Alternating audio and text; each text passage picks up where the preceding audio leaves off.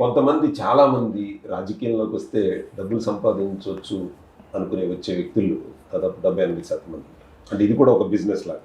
మన గత ప్రభుత్వంలో కూడా ఇది పక్క బిజినెస్.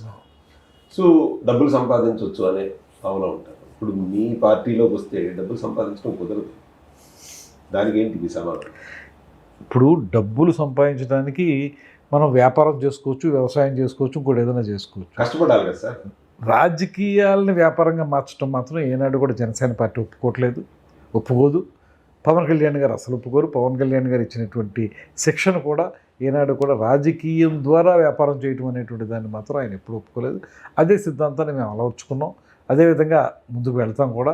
కాకపోతే డబ్బు అవసరం, ఎవరికైనా డబ్బు అవసరం. దానికి వ్యాపారం చేయటం, ఇంకోటి చేయటం చేసుకోవాలి, లేకపోతే వేరే దారులు చూసుకోవాలి తప్పితే రాజకీయాన్ని వ్యాపారంగా మార్చేయటం మాత్రం ఈ పార్టీలో ఎప్పుడు కూడా జరగదు. అంటే ఇప్పుడు ఎవరైతే సన్నిహితంగా ఉండి జనసేనలో కొంతమంది వెళ్ళిపోయి ఉన్నారు కదా, వాళ్ళు ఎవరైనా ఈ కోవకు చెందిన వాళ్ళు ఉంటారంటారా?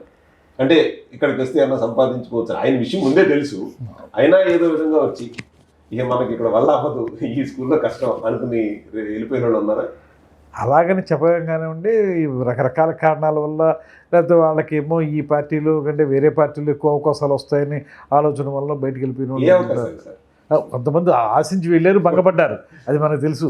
ఎందుకంటే ఇక్కడి నుంచి వెళ్ళిపోయి బయటికి వెళ్ళి భంగపడ్డ వాళ్ళు చాలామంది ఉన్నారు. వాళ్ళందరూ పెద్దలు ఇష్టం ఉంది అలా వెళ్ళిపోయిన వాళ్ళు. ఎట్ ది సేమ్ టైం వాళ్ళు ఇప్పుడు ఈ పార్టీ మళ్ళీ అధికారంలోకి వచ్చి పార్టీలో అధికారంలో మనం కూడా భాగస్వాములు అయిన తర్వాత వాళ్ళు నాలుగు ఖర్చుకుంటున్నారు. అది కొంచెం ఇబ్బంది మనకు. అలాంటి వాళ్ళు ఏమైనా వస్తే మళ్ళీ ఏమైనా అవకాశం ఉందా? అది ఇంకా పార్టీ అధ్యక్షులు వారు తీసుకోవాల్సిన నిర్ణయం అండి. వాళ్ళ యొక్క పనితీరు, వాళ్ళు మన పార్టీలో ఉన్నప్పుడు ఏ రకంగా ఉన్నారు అనేటువంటి దాని మీద బేస్ అయ్యి అధ్యక్షులు వారు నిర్ణయం తీసుకుంటారు. దాన్ని మా అందరితో కూడా రాజకీయ వ్యవహారాల కమిటీలో చర్చిస్తారు. చర్చించినప్పుడు మా అభిప్రాయాలు మేము చెప్తాం. అల్టిమేట్గా ఏం చేసినా కూడా అది తీసుకున్నా తీసుకోకపోయినా అది అధ్యక్షుల వారి నిర్ణయమే మా శిరోధార్యం. అంటే మీకు ఈ సుదీర్ఘ రాజకీయ అనుభవం ఉంది కదా, మీకు కూడా ఏమన్నా ఎలక్షన్ ముందు ఆఫర్ ఏమైనా వచ్చిందా? దేనికండి?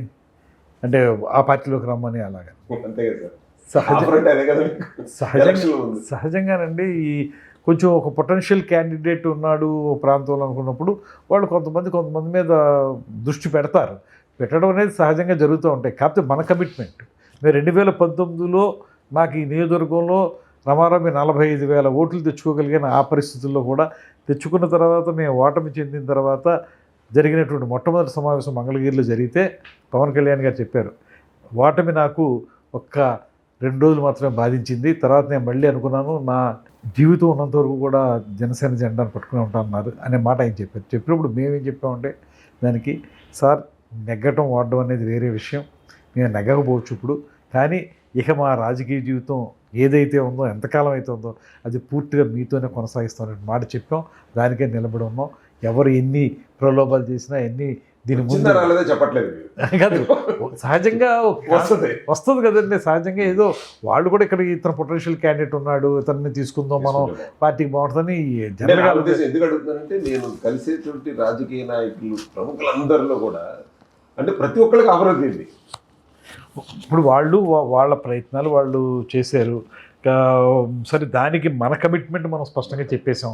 ఆ రోజు చెప్పేసాం, వాళ్ళకే చెప్పాం స్వయంగా. మనం ఎప్పుడైనా సరే మా కమిట్మెంట్ ఇది, మన లీడర్ పవన్ కళ్యాణ్ గారు, ఆయన వాళ్ళు అంత ఇదిగా ఉండడానికి కారణం ఏంటంటే అసలు ఆయన రానివ్వకూడదు, రాజకీయాల్లోకి అడుగు పెట్టకూడదు అనేటువంటిది వాళ్ళ మోటో. వాళ్ళు అంటే ఆ రోజున నోటి పొగరు అంటారు, ఇంకోటి ఏదో అంటారు కదా, అది ఆవిడకి అసెంబ్లీ గేట్ని తాకినాము అని అనేటువంటి మాట కూడా వాడారు ఆయన గురించి.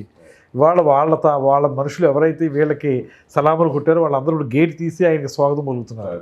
అది ఇంకోటి ఆయన బలంగా నమ్మే సిద్ధాంతం, యద్భావం తద్భవతి అని చెప్తా ఉంటారు. అదే జరుగుతుంది, మనది ఏముందో అదే జరుగుతుంది. అది వాళ్ళు ఏం చెప్పారో అదే జరిగింది, వాళ్ళకి జరిగింది అది. వాళ్ళన్నీ మరి ఎదుటి వాళ్ళ గురించి చెడుగా ఆలోచిస్తే. సరే, ఇంకొక క్వశ్చన్ ఏంటి, గత 7 నెలలుగా నిర్విరామంగా కష్టపడుతూ ప్రజల మధ్య గడుపుతూ చేస్తున్నారు కదా, ఈ యొక్క 7 నెలల పరిపాలనలో మీరు సాధించినటువంటి విజయాలు ఏంటి అని ఏం చెప్తారు?